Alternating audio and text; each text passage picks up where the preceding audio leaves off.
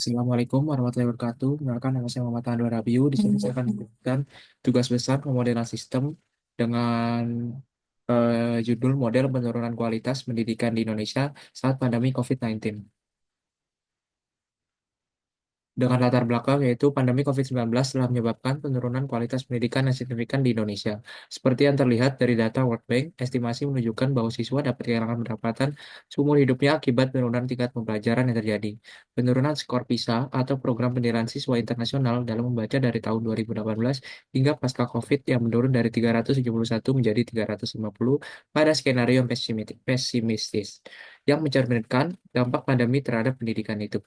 Hal ini disebabkan oleh berbagai faktor, termasuk keterbatasan akses pembelajaran jarak jauh, gangguan pada pembelajaran tatap muka, serta dampak kesehatan mental siswa yang terganggu. Fasilitas pendidikan terbatas dan kurikulum yang berubah untuk menyesuaikan dengan situasi baru juga memperburuk ketertinggalan siswa. Dengan rumusan masalah, apa saja kendala utama menurunnya kualitas pendidikan di Indonesia selama pandemi COVID-19? Dengan tujuan penelitian yaitu yang pertama ada menganalisis kendala utama menurunnya kualitas pendidikan di Indonesia saat pandemi COVID-19. Yang kedua, mengetahui model matematika dari masalah penurunan kualitas pendidikan di Indonesia saat pandemi COVID-19. Yang ketiga, menentukan klasifikasi model dari penurunan kualitas pendidikan di Indonesia saat pandemi COVID-19. Di sini ada bab kedua yaitu tinjauan pustaka. Yang pertama ada COVID-19. Jadi coronavirus menjadi bagian dari keluarga besar virus yang menyebabkan penyakit yang terjadi pada hewan ataupun manusia.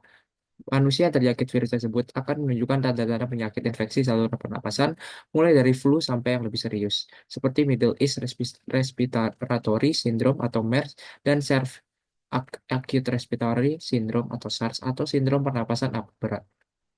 Yang kedua ada pembelajaran daring. Jadi pembelajaran daring adalah inovasi pendidikan yang memanfaatkan teknologi untuk menyampaikan materi dan berinteraksi antara pendidik dan siswa.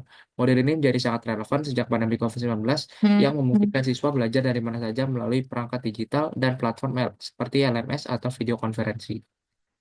Yang ketiga ada fasilitas pendidikan. Fasilitas pendidikan seperti ruang kelas, laboratorium, dan akses teknologi merupakan komponen penting dalam mendukung proses pembelajaran. Ketersediaan fasilitas yang memadai meningkatkan kualitas pendidikan dan efektivitas pengajaran. Namun, di banyak wilayah terpencil, fasilitas fasilitas masih minim akibat keterbatasan anggaran dan aksesibilitas geografis. Yang keempat, ada pemodelan matematika. Pemodelan merupakan aspek penting yang merepresentasikan masalah secara struktur, baik simbolik maupun verbal. Pemodelan matematika adalah suatu deskripsi dari beberapa masalah dunia nyata ke dalam matematika yang disebut dunia matematika. Pemodelan matematika merupakan salah satu cara untuk merepresentasikan persoalan kompleks ke dalam bentuk matematika. Yang selanjutnya ada langkah-langkah pemecahan masalah. Di sini dapat dua variabel, yaitu variabel terikat dan juga variabel bebas. Variabel terikatnya yaitu merupakan variabel yang nilainya dipengaruhi atau ditentukan oleh variabel lain. Variabel terikat pada penelitian ini yaitu penurunan kualitas pendidikan di Indonesia selama pandemi COVID-19.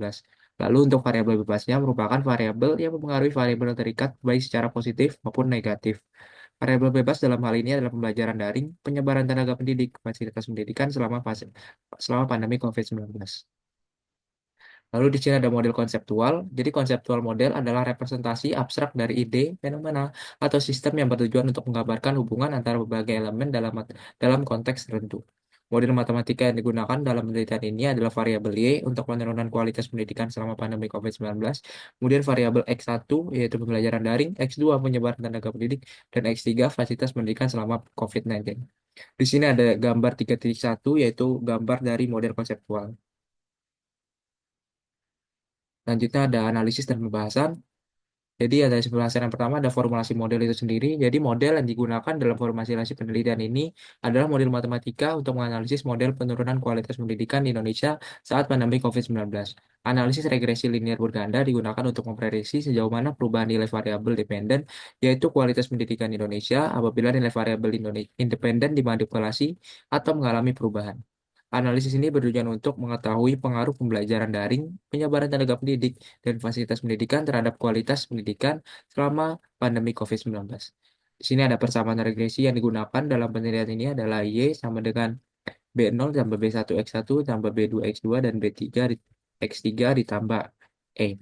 Dengan keterangan Y merupakan kualitas pendidikan, X1 pembelajaran daring, X2 penyebaran tenaga pendidik, X3 fasilitas pendidikan, E error, B0 sama dengan intercept, B1, B2, B3 merupakan koefisien dari regresi tersebut.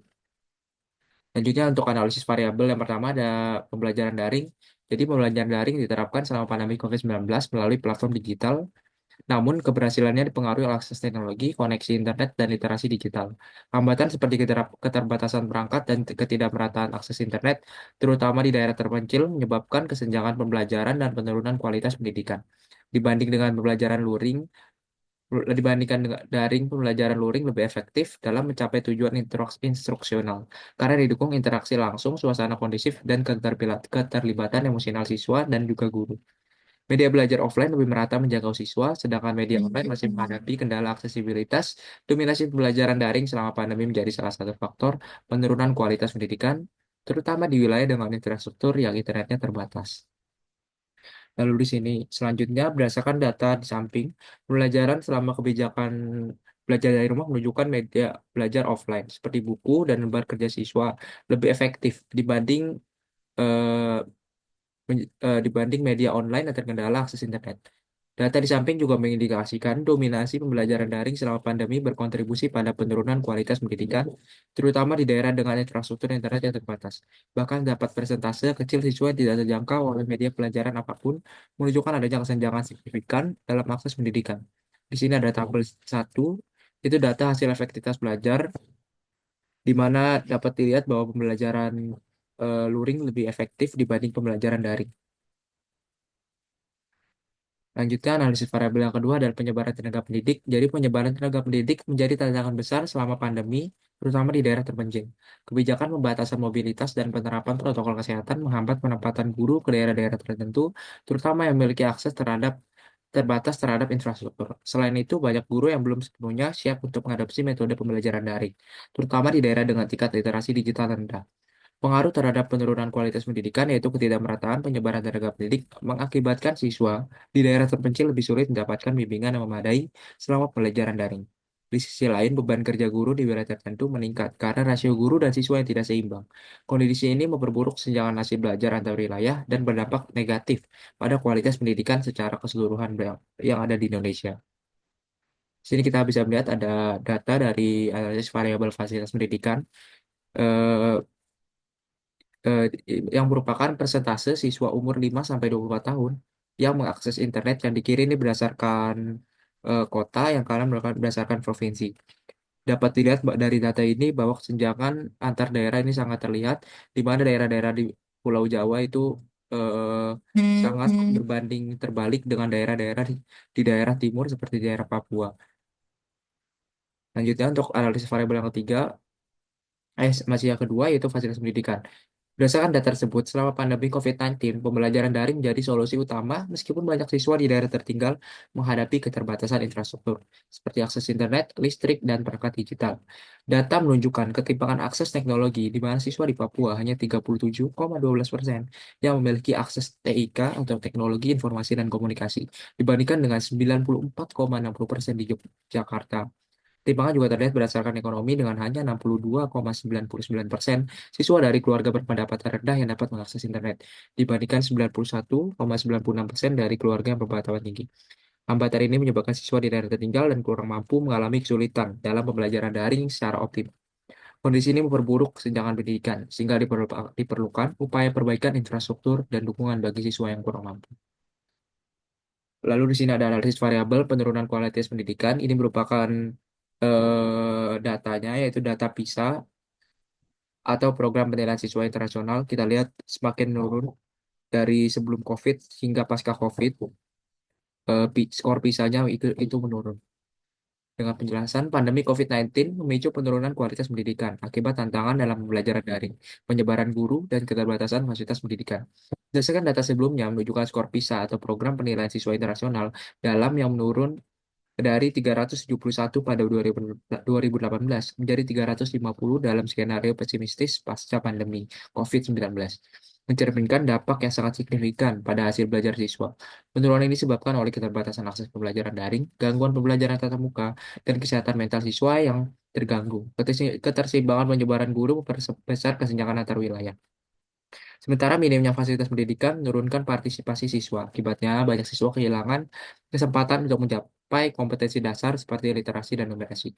Kondisi ini sangat berdampak pada kondisi pendidikan siswa di masa depan dan kualitas sumber daya untuk masa depan. Lanjutnya pembahasan.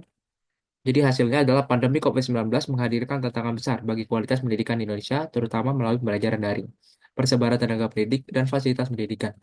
Pembelajaran daring terkendala infrastruktur teknologi yang tidak memadai, terutama di daerah terpencil, serta minimnya perangkat elektronik dan dukungan teknis bagi guru.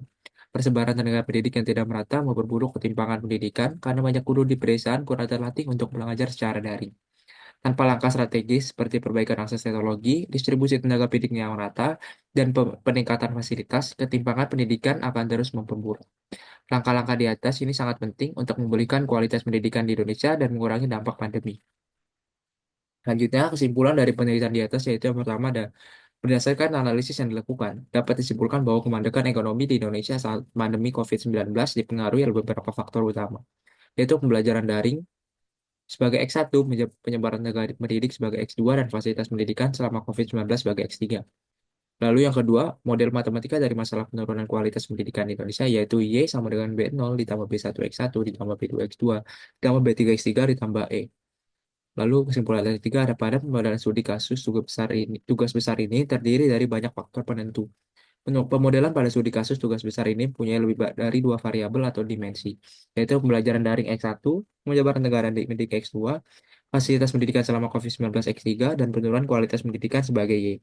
Sehingga pemodelan ini dapat diklasifikasikan sebagai model multidimensi. Kesimpulan tiga di atas ini merupakan hasil atau jawaban dari tujuan yang sebelumnya sudah saya paparkan. Sekian mungkin yang dapat saya presentasikan untuk tugas besar pemodelan sistem. Kurang lebihnya mohon maaf. Terima kasih. Wassalamualaikum warahmatullahi wabarakatuh.